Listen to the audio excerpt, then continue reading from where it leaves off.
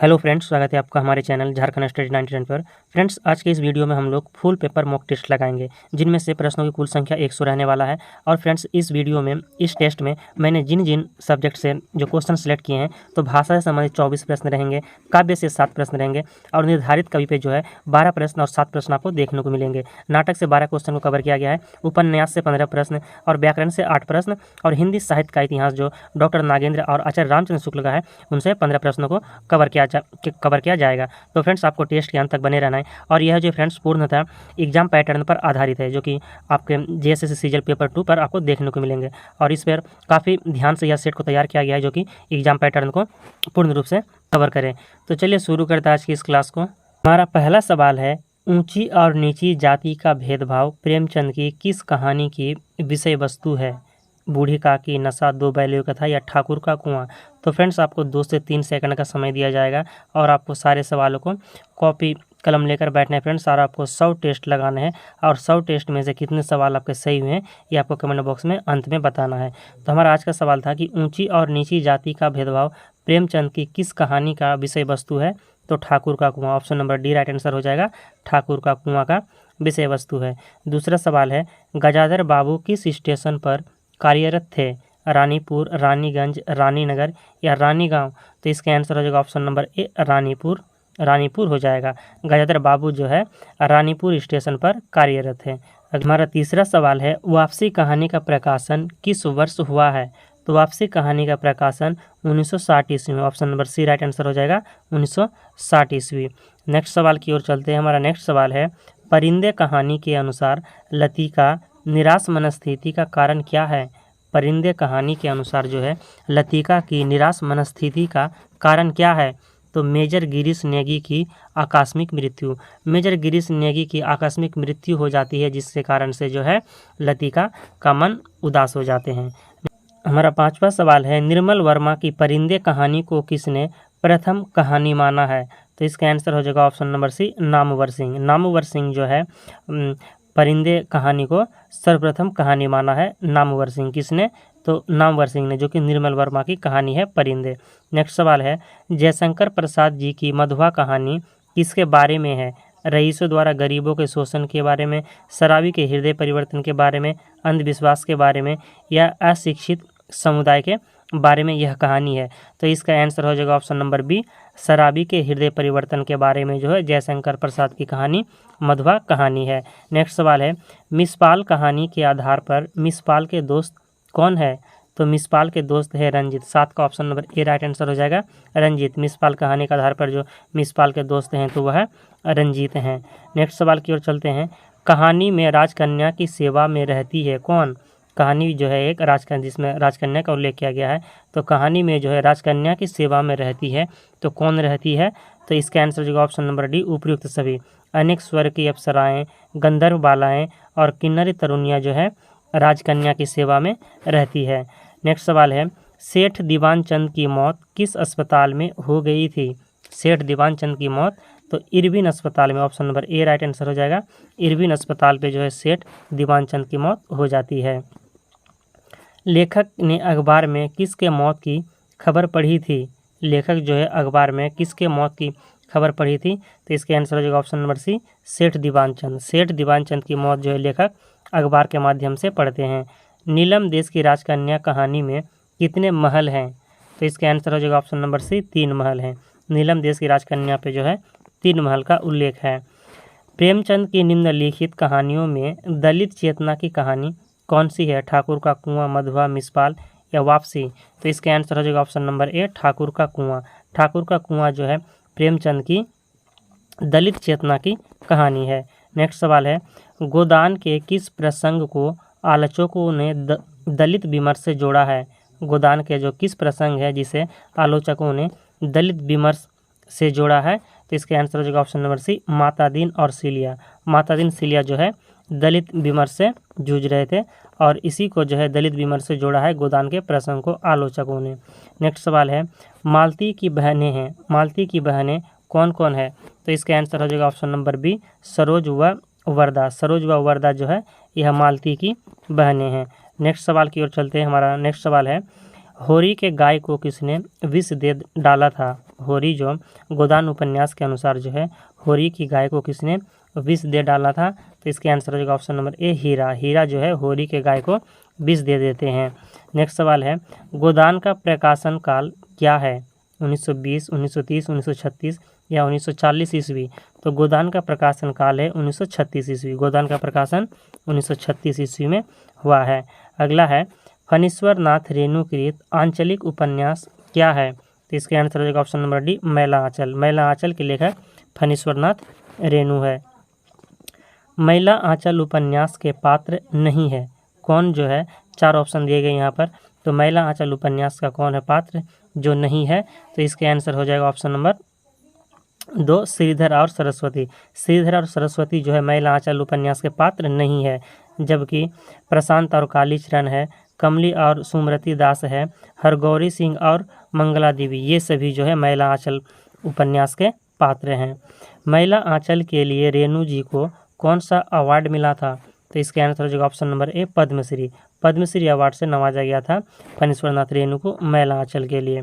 Next सवाल है मैला आंचल में पूर्णिया के किस गांव में रहकर डॉक्टर प्रशांत किस संबंध में रिसर्च करना चाहता था? मैला आंचल में जो है पूर्णिया के किसी गांव में रहकर डॉक्टर प्रशांत किस संबंध में रिसर्च करना चाहता था? तो इसके आंसर हो जाएगा ऑप्शन नंबर डी मलेरिया और कालाजार के संबंध में। मलेरिया और कालाजार के संबंध में रिसर्च करना चाहता था डॉक्टर प्रशांत। आदमी जो जवाब दे वह उसके चेहरे से भी तो झलकना चाहिए। आधे अधूरे नाटक में यह कथन किसका है? यह जो कथन है किसका है? तो महेंद्र नाथ का। Option number A right answer हो जाएगा महेंद्र नाथ का। नेक्स्ट सवाल है आधे अधूरे नाटक के इंसान के जिंदगी को आज के मुहावरे में पेश करता है, किसे पेश करता है? तो Nemichand Jain. Option number B right answer हो जाएगा नेमीचंद जैन कि आधे अधूरे नाटक आज के इंसान के जिंदगी को आज के मुहावरे में पेश करता है। यह कथन किसका है? तो नेमीचंद जैन का है। अगला सवाल है आधे अधूरे की पात्र नहीं है। आधे अधूरे नाटक जो इसके लेखक मोहन राकेश है, तो कौन है जो इसके पात्र नहीं है? तो 23 का आंसर हो जाएगा option number D Sarika. Sarika जो है इस कहानी का पात्र नहीं है, जबकि सुषमा, सुरेखा और वर्णा जो है यह आधे अधूरे का पात्र है। हमारा नेक्स्ट सवाल है आधे अधूरे नाटक के संदर्भ में सही क्या है? ए पे दिया हुआ है मध्य वर्गीय पारिवारिक जीवन पर आधारित समस्या प्रधान नाटक है। यह पूर्णता की तलाश का नाटक है। इस नाटक को मील का पत्थर भी कहा जाता है। सी पर दिया हुआ है रंगमंच की दृष्टि से आधे अधूरे नाटक को प्रयोगशील नाटक कहा जाता है। या ऑप्शन नंबर डी उपयुक्त सभी। तो इसके आंसर हो जाएगा ऑप्शन नंबर डी उपयुक्त सभी। उपयुक्त सभी सही कथन है कि आधे अधूरे नाटक जो है मध्य वर्गीय पारिवारिक जीवन पर आधारित समस्या प्रधान नाटक है। यह पूर्णता की तलाश का नाटक है। इस नाटक को मील का पत्थर भी कहा जाता है और रंगमंच की दृष्टि से आधे अधूरे नाटक को प्रयोगशील नाटक कहा जाता है। अगला सवाल है भारत दुर्देव की वेशभूषा कैसी है? भारत दुर्दशा नाटक के अनुसार जो है भारत दुर्देव की वेशभूषा कैसी है? तो 25 के आंसर हो जाएगा ऑप्शन नंबर ए आधी मुसलमानी एवं आधी क्रिस्तानी। यह भारत दुर्देव का कथन है। भारत दुर्देव की वेशभूषा कैसी है? तो आधी मुसलमानी एवं आधी क्रिस्तानी। Option number A right answer हो जाएगा। अगला सवाल है भारतेंदु ने अपनी किस कृति में देसी राजाओं को रासभ यानी गधा कहा है? तो इसके आंसर हो जाएगा ऑप्शन नंबर ए भारत दुर्दशा। भारत दुर्दशा पर जो है भारतेंदु ने अपनी कृति पर भारत दुर्दशा पर भारतेंदु ने राजाओं को जो है रासभ यानी गधा कहा है। आपको ये पॉइंट याद रखना है। अगला सवाल है हमारा भारत दुर्दशा के अंतर्गत भारतेंदु ने भारत में फैली किन कुरीतियों को प्रतीकात्मक रूप अभिव्यक्त किया है? तो इसका आंसर हो जाएगा ऑप्शन नंबर डी ये सभी। अंधकार को, मदिरा को और रोग को जो है अभिव्यक्त किया है प्रतीकात्मक रूप से। अगला सवाल है पै धन विदेश चली जात, पै धन विदेश चली जात यह अति खवारी, यह पंक्तियां हैं। तो इसका आंसर हो जाएगा भारतेंदु हरिश्चंद्र। ये जो पंक्तियां हैं किसकी पंक्तियां हैं? तो भारतेंदु हरिश्चंद्र की पंक्तियां हैं। अगला है तलाक एवं पुनर्विवाह की समस्या को प्रसाद जी ने किस नाटक में प्रस्तुत किया है? तलाक व पुनर्विवाह की समस्या को प्रसाद जी अर्थात जयशंकर प्रसाद जी ने किस नाटक में प्रस्तुत किया है? तो ध्रुव स्वामिनी पर। Option number C right answer हो जाएगा ध्रुव स्वामिनी पर प्रस्तुत किया है। अगला सवाल है ध्रुव स्वामिनी के प्रतिपाद्य हैं, ध्रुव स्वामिनी के जो प्रतिपाद्य हैं तो कौन है फ्रेंड्स? स्त्री पुरुषार्थ का ढोंग न करे, विश्व भर में सब काम सबके लिए नहीं है, प्रेम में अपना सर्वस्व निछावर करने वाली स्त्रियां कभी असहाय नहीं होती, द्वापर दिया हुआ स्त्री उपहार में देने की वस्तु नहीं, पुरुष उसे अपनी पशु संपत्ति समझकर अत्याचार न करे, या स्त्री को अपने चुनाव और निर्णय की स्वतंत्रता है। तो फ्रेंड्स 30 का सवाल जो है यहाँ पर सी होता है, यानी इसमें कूट था फ्रेंड्स, तो कूट यहाँ पर मिस प्रिंटिंग हो, यानी कूट छूट गया है, तो इस प्रश्न को जो है स्किप करते हैं। अगला प्रश्न की ओर चलते हैं। हमारा अगला प्रश्न है, जयशंकर प्रसाद का कौन सा नाटक समस्या नाटक के रूप में महत्वपूर्ण है? तो इसका आंसर जो ऑप्शन नंबर डी, प्रायश्चित। प्रायश्चित नाटक जो है यह एक समस्या नाटक के रूप में महत्वपूर्ण है, प्रायश्चित, जिनके लेखक जयशंकर प्रसाद है। नेक्स्ट सवाल है, कोमा के पिता का क्या नाम था? मिहिरदेव, रामगुप्त, शंकराज या शिखर स्वामी? तो इसका आंसर हो जाएगा ऑप्शन नंबर ए, मिहिरदेव। कोमा के पिता का नाम जो है मिहिरदेव, तो option number A right answer हो जाएगा मिहिरदेव। नेक्स्ट सवाल है, निम्नलिखित में से किस उपन्यास में उत्तर प्रदेश के पूर्वांचल के एक कस्बा नुमा गांव शिवपालगंज की कहानी वर्णित है? तो इसके आंसर हो जाएगा राग दरबारी। राग दरबारी उपन्यास पर जो है उत्तर प्रदेश के पूर्वांचल के कस्बा नुमा गांव शिवपालगंज की कहानी वर्णित है।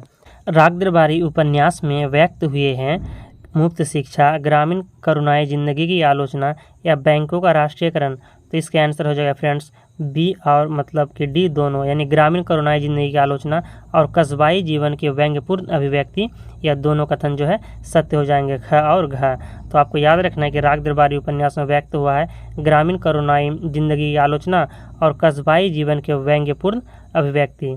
नेक्स्ट सवाल है हमारा, हर हिंदुस्तानी की यही हालत है, 2 पैसे की जहाँ किफ़ायत हो वह उधर ही मुँह मारता है, यह कथन जो है किसका है? तो इसके आंसर हो जाएगा ऑप्शन नंबर सी, मोतीराम। यह कथन जो है मोतीराम का है। नेक्स्ट सवाल है हमारा, यह उपन्यास षटोत्तरी व्यंग्य उपन्यासों की परंपरा में मील का पत्थर है और इसे हिंदी उपन्यास की ऐतिहासिक उपलब्धि कहा जा सकता है।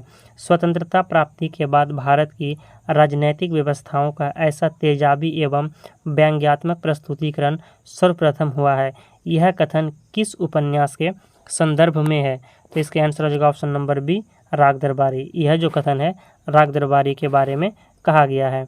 अगला सवाल है, काव्य दोष की परिभाषा इनमें से सबसे पहले किसने दी है? तो वामन ने, option number C right answer हो जाएगा वामन ने। काव्य दोष की परिभाषा सबसे पहले कवि वामन ने दिया है। अगला सवाल है, वाक्य रसात्मकम काव्यम, उक्त कथन किस आचार्य का है? तो यह कथन जो है विश्वनाथ का है। वाक्य रसात्मक काव्यम यानी वाक्य ही जो है काव्य का रस है, यह किसने क्या कहा है? वाक्य जो है काव्य का रस है, यह विश्वनाथ का कथन है। Option number C right answer हो जाएगा विश्वनाथ। शब्द शक्ति के मुख्यतः कितने भेद स्वीकृत किए गए हैं? तो शब्द शक्ति के जो है 3 भेद स्वीकृत किए गए हैं। Option number A right answer हो जाएगा 3 भेद। शब्द शक्ति के मुख्यतः 3 भेद स्वीकृत किए गए हैं। भरत मुनि के अनुसार रसों की संख्या कितनी है? भरत मुनि यानी आचार्य भरत मुनि के अनुसार जो है रसों की संख्या कितनी है? तो 8 है फ्रेंड्स। रसों के भरत मुनि के अनुसार जो है रसों की संख्या कितनी है? तो 8 है, क्योंकि फ्रेंड्स भरत मुनि जो है शांत रस को जो है रस नहीं मानते हैं। अगर शांत रस को भी पकड़ा जाए तो रसों की संख्या क्या हो जाएंगे? 9 हो जाएंगे, लेकिन भरत मुनि के अनुसार रसों की संख्या 8 है, और अगर शांत रस को पकड़ेंगे तो 9 रस हो जाएंगे।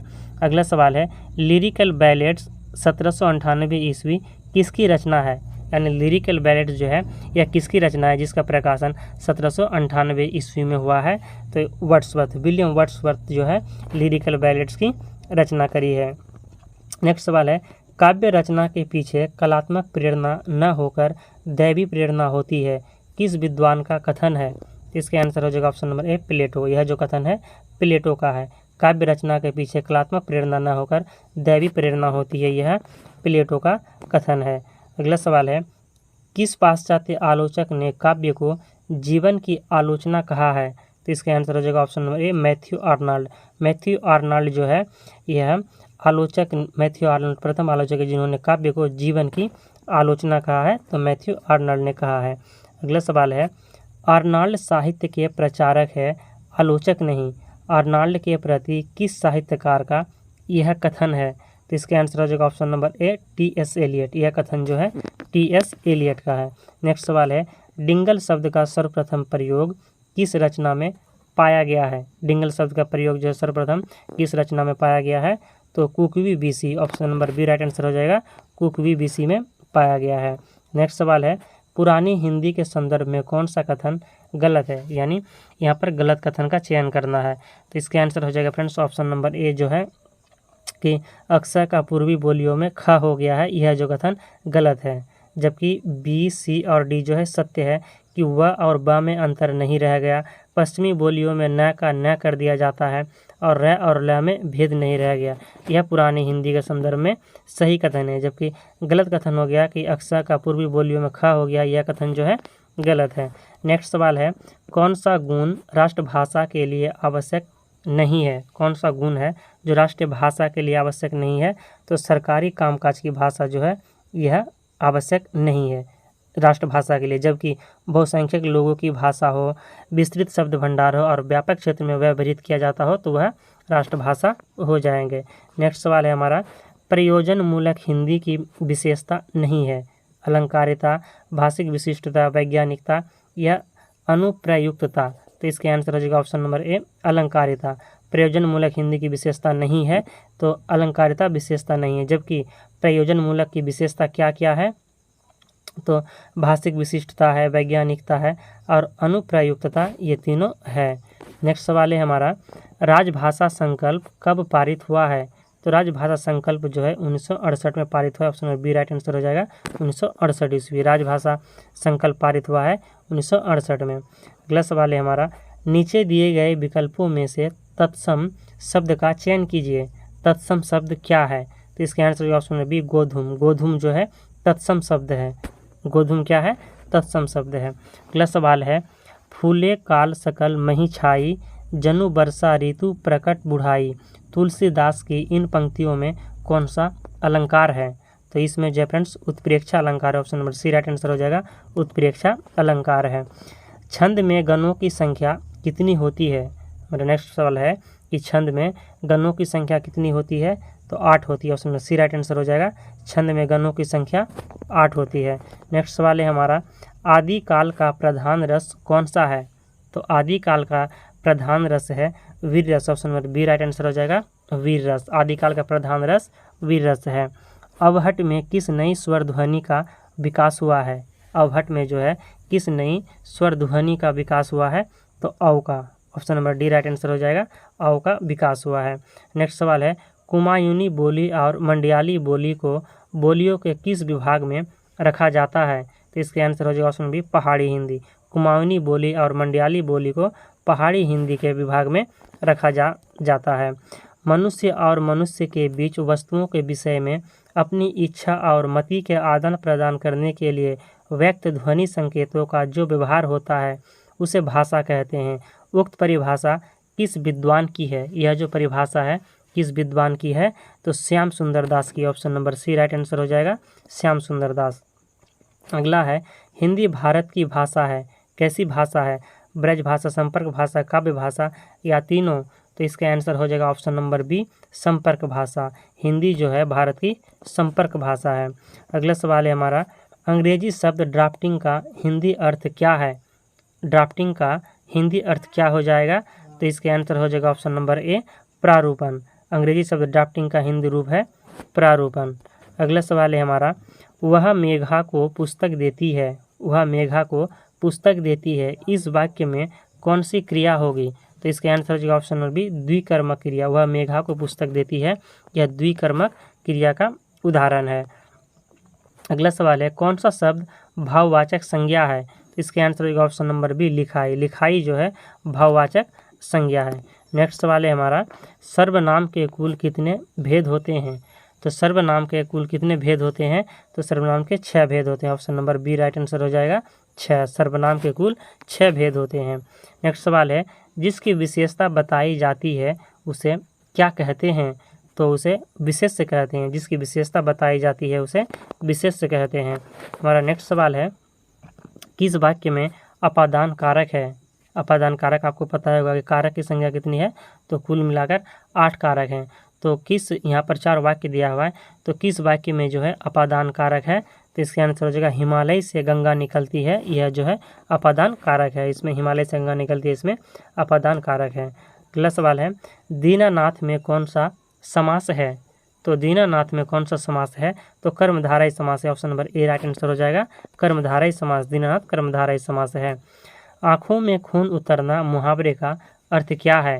तो इसका आंसर हो जाएगा ऑप्शन नंबर ए अत्यधिक क्रोध आना। आंखों में खून उतरना मुहावरे का अर्थ है अत्यधिक क्रोध आना। अगला है सूरदास के साहित्य में किस भाषा की प्रमुखता है? तो सूरदास के जो साहित्य है इसमें किस भाषा की प्रमुखता है? तो ब्रज भाषा का। Option number C right answer हो जाएगा, ब्रज भाषा का। कौन सी विशेषता कबीर काव्य में नहीं है? कौन सी विशेषता है जो कबीर के काव्य में नहीं है?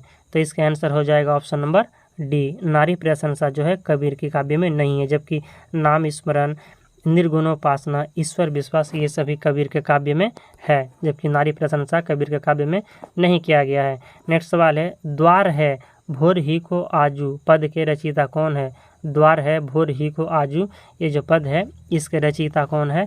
तो तुलसीदास है। Option number D right answer हो जाएगा, तुलसीदास। नेक्स्ट सवाल है विद्यापति की रचनाएं हैं। विद्यापति की जो है 4 ऑप्शन दिया गया है, तो कौन सी रचनाएं हैं? ABCD कौन सी रचनाएं हैं जो विद्यापति की है? तो इसके आंसर हो जाएगा ऑप्शन नंबर बी कीर्तिलता, कीर्ति पताका और भू परिक्रमा, ये जो है विद्यापति की रचनाएं हैं।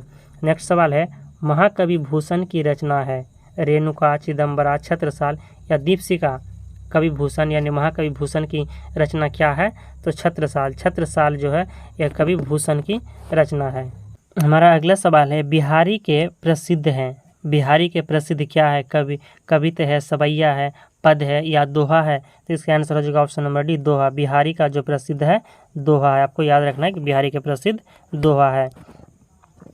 सुजान रसखान में किस विषय पर कवित्त सवैया है? सुजान रसखान में जो है किस विषय पर कवित्त सवैया है? तो इसका आंसर हो जाएगा ऑप्शन नंबर सी कृष्ण विषयक। सुजान रसखान पे जो है कृष्ण विषयक सब कविता और सवैया है। हमारा नेक्स्ट सवाल है भारतेंदु हरिश्चंद्र के बारे में इनमें से कौन सा कथन जो है सही है?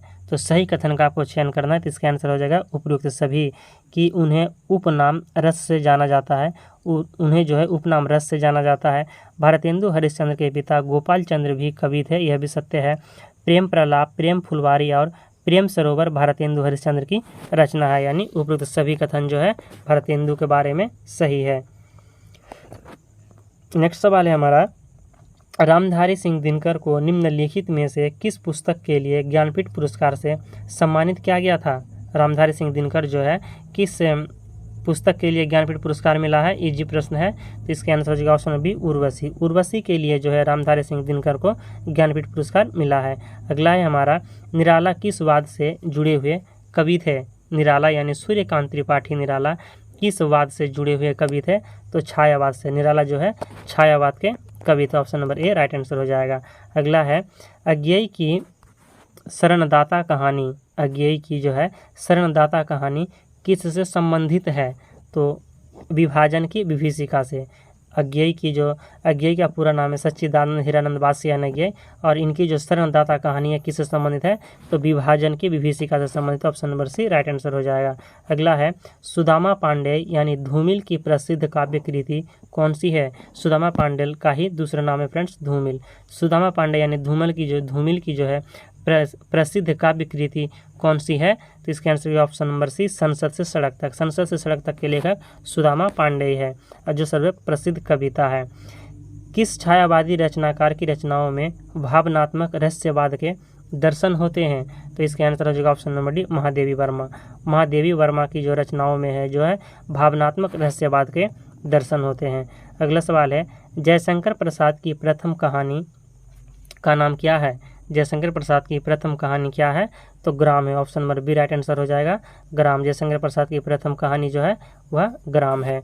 अगला सवाल है हमारा सुमित्रानंदन पंत का जन्म कब और कहाँ हुआ है? तो सुमित्रानंदन पंत का जन्म उत्तरांचल के अल्मोड़ा जिले में हुआ है। सुमित्रानंदन पंत का जन्म कहाँ हुआ है?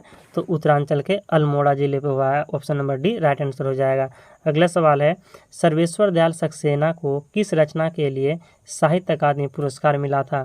सर्वेश्वर दयाल सक्सेना को, तो खूंटियों पर टंगे लोग, खूंटियों पर टंगे लोग की रचनाओं के लिए जो है सर्वेश्वर दयाल सक्सेना को साहित्य अकादमी पुरस्कार मिला है।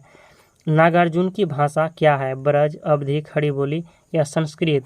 तो इसका आंसर हो जाएगा ऑप्शन नंबर सी, खड़ी बोली। नागार्जुन की जो भाषा है वह खड़ी बोली है। अगला है, इनमें से मैथिली शरण गुप्त की रचना कौन सी है? मैथिली शरण गुप्त की रचना जो है क्या है? मैथिली शरण गुप्त की रचना का नाम क्या है? तो इसका आंसर हो जाएगा भारत भारती, यशोधरा और मनुष्यता, तीनों जो है मैथिली शरण गुप्त की रचना है। उपयुक्त सभी आंसर हो जाएगा भारत भारती, यशोधरा और मनुष्यता के लेखक मैथिली शरण गुप्त है। अगला है, आचार्य रामचंद्र शुक्ल के अनुसार हिंदी का प्रथम महाकाव्य क्या है? हिंदी का प्रथम महाकाव्य क्या है? और आपको ये भी याद रखना है किसके अनुसार, तो आचार्य रामचंद्र शुक्ल के अनुसार। तो इसका आंसर होगा ऑप्शन नंबर ए, पृथ्वीराज रासो। हिंदी का प्रथम महाकाव्य है पृथ्वीराज रासो। हमारा अगला सवाल है, नाद न बिंदु न रवि न शशि मंडल किसकी प्रसिद्ध पंक्ति है? तो इसका आंसर हो जाएगा ऑप्शन बी, सरहपा। यह जो पंक्ति है, नाद न बिंदु न रवि न शशि मंडल, यह किसकी पंक्ति है? तो सरहपा की। Option number B right answer हो जाएगा। अगला सवाल है, प्राकृत की अंतिम अवस्था अपभ्रंश से ही हिंदी साहित्य का आविर्भाव माना जा सकता है। यह कथन किसका है? तो यह कथन जो है रामचंद्र शुक्ल का है कि प्रकृति की अंतिम अवस्था से अपभ्रंश से ही हिंदी साहित्य का आविर्भाव माना जाता है। यह आचार्य रामचंद्र शुक्ल का कथन है। नेक्स्ट सवाल है, आचार्य रामचंद्र शुक्ल ने आधुनिक गद्य साहित्य को किस शीर्षक से विभाजित किया है? तो इसका आंसर हो जाएगा ऑप्शन नंबर ए, उत्थान। उत्थान शीर्षक से जो है विभाजित किया है। नेक्स्ट सवाल है, आचार्य रामचंद्र शुक्ल ने इतिहास ग्रंथ का क्या नाम था? आचार्य रामचंद्र शुक्ल के इतिहास ग्रंथ का क्या नाम था? तो हिंदी साहित्य का इतिहास। हिंदी साहित्य का इतिहास के लेखक है आचार्य रामचंद्र शुक्ल, और एक हिंदी साहित्य का इतिहास के लेखक है डॉक्टर नागेंद्र। तो आपको ये दोनों चीज़ याद रखना है। अगला सवाल है, आचार्य रामचंद्र शुक्ल द्वारा रचित हिंदी साहित्य का इतिहास का प्रकाशन वर्ष क्या है? तो 1929 ईस्वी। आचार्य रामचंद्र शुक्ल द्वारा हिंदी साहित्य का इतिहास का जो प्रकाशन किया गया है 1929 ईस्वी में किया गया है। Option number D right answer हो जाएगा। अगला सवाल है, आचार्य रामचंद्र शुक्ल के अनुसार हिंदी साहित्य के आदिकाल की समय सीमा क्या है? तो हिंदी साहित्य के आदिकाल की समय सीमा है विक्रम संवत 1050 से विक्रम संवत 1375 ईस्वी तक। 1050 ईस्वी से लेकर 1375 ईस्वी तक जो है आचार्य रामचंद्र शुक्ल के अनुसार हिंदी साहित्य की आदिकाल की समय सीमा है। अगला सवाल है, हिंदी साहित्य के इतिहास को व्यवस्थित रूप देने का श्रेय किसको है? तो इसका आंसर हो जाएगा ऑप्शन नंबर बी, आचार्य रामचंद्र शुक्ल। हिंदी साहित्य के इतिहास को व्यवस्थित रूप देने का श्रेय आचार्य रामचंद्र शुक्ल को है। हमारा अगला सवाल है, हिंदी साहित्य के इतिहास की पुनर्लेखन की आवश्यकता है किस पुस्तक में दिया गया है? तो इसका आंसर हो जाएगा ऑप्शन नंबर ए, डॉक्टर नागेंद्र के इतिहास में।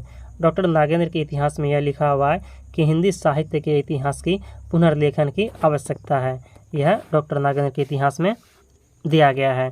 अगला सवाल है, केवल अतीत ही वर्तमान को प्रभावित नहीं करता, वर्तमान ही अतीत को प्रभावित करता है। यह कथन जो है किसका है? तो इलियट का है। Option number C right answer हो जाएगा इलियट का, कि केवल अतीत ही वर्तमान को प्रभावित नहीं करता, वर्तमान भी अतीत को प्रभावित करता है। यह कथन टी.एस. इलियट का है।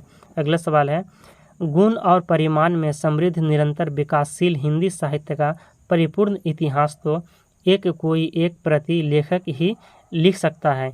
यह कथन किसका है? तो डॉक्टर नागेंद्र का है। Option number A right answer हो जाएगा डॉक्टर नागेंद्र का कथन है कि गुण और परिमाण में समृद्ध निरंतर विकासशील हिंदी साहित्य का परिपूर्ण इतिहास तो कोई एक प्रति लेखक ही लिख सकता है। यह डॉक्टर नागेंद्र का कथन है। अगला सवाल है, अमीर खुसरो किस तरह की रचनाओं के लिए प्रसिद्ध रहे हैं?